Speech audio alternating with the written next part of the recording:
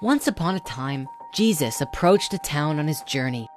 Word had spread of his arrival, and soon a great crowd came together around him, and people not only from this town, but the next town also.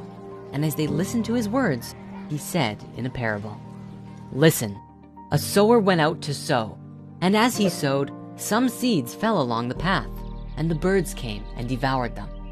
Other seeds fell on rocky ground, and immediately they sprang up. And when the sun rose, they were scorched, since they had no root, and withered away. Other seeds fell among thorns, and the thorns grew up and choked them, yielding no grain.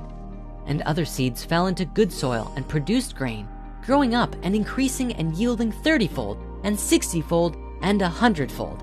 And so, he who has the ears to hear, let him hear."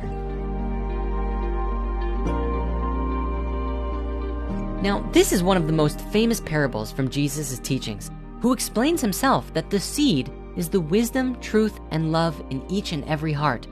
The seeds that fell along the path and were trodden underfoot or consumed by the birds of the air are those who have received the truth in their hearts, but they do not grow because the busyness of life consumes the mind and the seeds disappear from memory and the truth is not heard any longer. And the seeds that fell on the rocks are those who, when they hear the word, receive it with joy and grow enthusiastically. But these have no roots.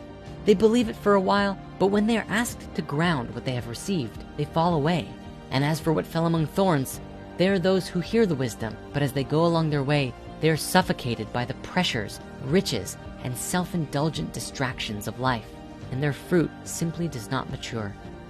But the seed who is planted on good soil refers to someone who hears the word and understands it, fully believes in it, and nurtures it within them.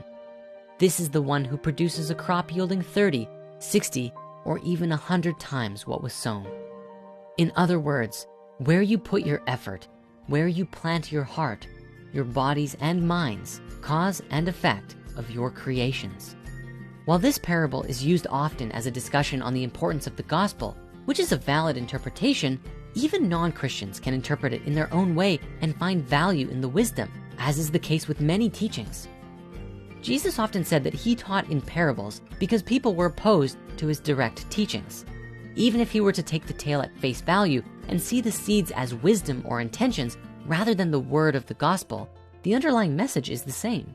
Sometimes all that's needed for truth and wisdom to prosper in an environment is a belief that it can, but even then, the truth will only enlighten those who believe in it.